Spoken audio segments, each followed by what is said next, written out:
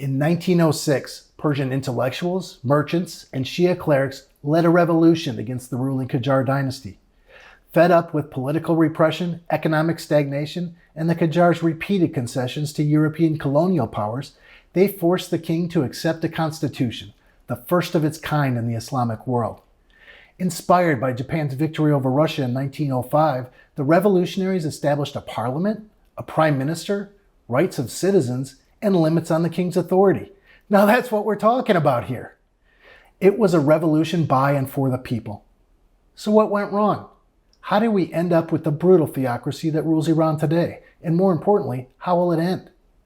For nearly 500 years before the Islamic Revolution of 1979, Persia was ruled by a series of monarchical dynasties, all of which adhered to some degree to the Shia branch of Islam and held both political and religious powers.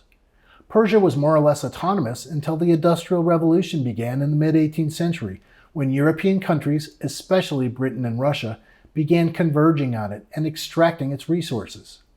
European influence took hold, leading to the movement to make Persia a constitutional monarchy in emulation of those of Europe. Although the constitution created in 1906 did establish a constitutional monarchy and stayed mostly in effect until 1979, the constitutional revolution ultimately failed to replace the Qajar dynasty. Critically, both Britain and Russia opposed the revolution, concerned that a more independent Iran might threaten their economic and strategic interests. Much of the Shia clergy also withdrew their support, seeking to maintain their religious influence in the government. The Constitution made Shia Islam the official state religion, but it also protected the rights of minorities. Unfortunately, those rights are routinely trampled today by the hardline regime. Stay tuned for part 2 of this series, when we'll examine who is fighting back. To understand Iran and its opposition groups today, let's take a look at its historical relationship with Europe. Britain and Iran have a long and complicated relationship.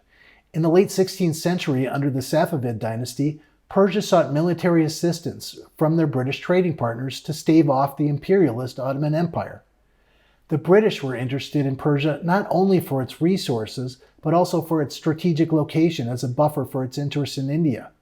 Having helped expel the Ottomans by the early 17th century, the British sank their imperial teeth into Iran's resources, fending off the Portuguese and Dutch to become the predominant force in the south. By the mid-19th century, the British had wrested control over much of Persia's south from the Qajars, even expelling them from the key city of Herat in the Anglo-Persian War of 1856. Russia and Persia also toggled between collaboration and rivalry. Russia was also a critical trading partner and sided with the Qajar dynasty against the Ottomans in the 16th and 17th centuries. During this time, their relationship was friendly and nearly equal, but in the early 18th century, Peter the Great took advantage of the weakened Qajar dynasty and attacked Persia in the Russo-Persian War of 1722, capturing many of Persia's territories in the Caucasus and northern Iran. More land was ceded to Russia in another Russo-Persian War ending in 1813, with Persia irrevocably ceding parts of modern-day Georgia and Azerbaijan in the disastrous Treaty of Gulistan. Iran's historical experience with these European powers set the stage for the nationalist leaders of the 20th century, who understandably sought to establish control over their own resources and political destiny. Stay tuned to see how this experience still reverberates in the Iranian foreign policy today. So how did we get to the rule of the mullahs? In 1921, Reza Khan, later crowned Reza Shah, came to power when he led a coup against the weakening Qajar dynasty. Thus began the Pahlavi Dynasty, which ruled Iran from 1925 to 79. In addition to renaming the country Iran, Reza Shah modernized and secularized Iran, implementing a series of reforms, including the establishment of a new legal code, improved education, and improved infrastructure. However, Reza Shah's reign was also characterized by authoritarianism and repression as he centralized power into his own hands. Perhaps the most significant development in modern Iran's history was the discovery of oil in the southwest of Iran in 1908. The discovery ensured Iran would continue to be a battleground for foreign powers over the next several decades. The British quickly founded the Anglo-Persian Oil Company, which we now know as BP. The British supported the Shah's 1921 coup and were granted a monopoly on Iran's oil by the Shah in the 1933 Darcy Agreement, in case you wonder why they resent the West. But in 1941, the British and Soviets, working together to open supply routes and secure oil needed for the war effort, invaded and occupied Iran.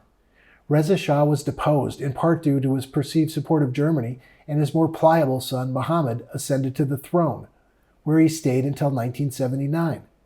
After World War II, the British did allow greater popular participation in Iran's government, enabling the National Front political party and the national movement of the Iranian resistance to emerge in the early 1950s. This movement laid the foundation for the rise of Mohammad Mossadegh, a charismatic figure who became the face of resistance against foreign exploitation and a champion of national sovereignty. As Prime Minister, Mossadegh's determination to challenge British control over Iran's oil industry led to the nationalization of the oil sector in 1951. The nationalization was a threat to the leadership of Mohammad Reza Shah. Often seen as a puppet ruler under British influence, the Shah faced a dilemma as his alliance with foreign powers clashed with the growing nationalist sentiment. Meanwhile, Mossadegh's popularity soared as he rode the nationalist tide, garnering immense support from the Iranian people and amassing more power than any previous prime minister.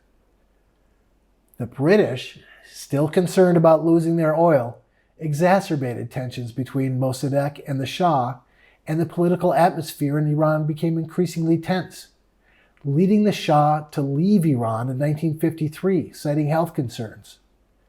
His departure opened the door for covert intervention by British intelligence service MI6, who were assisted by the CIA in orchestrating Operation Ajax, which was aimed at removing Mossadegh from power. Again, in case you wondered why they hate us. Using propaganda, misinformation, and other tactics, the operation successfully weakened Mossadegh's position and led to his arrest and conviction of treason, clearing the way for the Shah's return to Iran. The Shah, with support of these foreign powers, regained control over Iran and disbanded Mossadegh's National Front Party, effectively putting an end to its activities. So how did Iran go from monarchy to Islamic theocracy? Except for his brief exile, Mohammad Reza Shah reigned as dictator from 1941 to 79, employing a ruthless secret police force called the Savak to stifle dissent. In 1975, the Shah abolished Iran's two political parties and replaced them with one, his own, after which he went on a binge of arrests and torture of political prisoners, earning the population's contempt. However, despite his political repression, the Shah was a reformer and greatly modernized industry and education via the White Revolution, which called for land reform, privatization of state-controlled industry, women's enfranchisement, and literacy campaigns, all things we like. Thus, Iran became one of the most educated countries in the Middle East. Meanwhile, revolutionary Shia cleric Ayatollah Ruhollah Khomeini became popular for speaking out against the White Revolution. He especially objected to women's rights, saying they violated Islam. He took up the banner of national sovereignty and railed against the Shah's Western influence. Then, in 1979, high unemployment, oil prices, and dissatisfaction with economic inequality all poured fuel on Khomeini's Islamic movement. And when the Shah's army forces cracked down violently on Khomeini demonstrators, the revolution began. Khomeini had amassed significant support within the Iranian armed forces, and the Shah was forced to flee to Britain as Khomeini took charge. Khomeini established himself as a supreme leader and created a republic based on Islamic law. In the new theocracy, the supreme leader was appointed for life and had final say in all matters of state, including the appointment of key officials, the military, and the judiciary. The Constitution adopted in 1979 did create a president and a legislative branch elected directly by the people, but both became directly accountable to the supreme leader. Furthermore, the powerful Guardian Council was created to screen candidates for all elections, allowing only candidates deemed loyal to Islamic ideology to participate. All laws are also subjected to review by the Guardian Council, which is selected and led, of course, by the Supreme Leader. Khomeini also created the Islamic Revolutionary Guards and Hezbollah, a Shiite political party and militant group, to defend the revolution against coup attempts. Initially, they were opposition parties, but their activities were quickly curtailed by the new revolutionary courts, which operated separately from criminal courts, applying a particularly harsh brand of Sharia law. Hundreds, if not thousands, of people were executed as Khomeini eliminated political rivals. Stay tuned for part 2 of The Resistance Iran to find out how this brutal theocracy will end.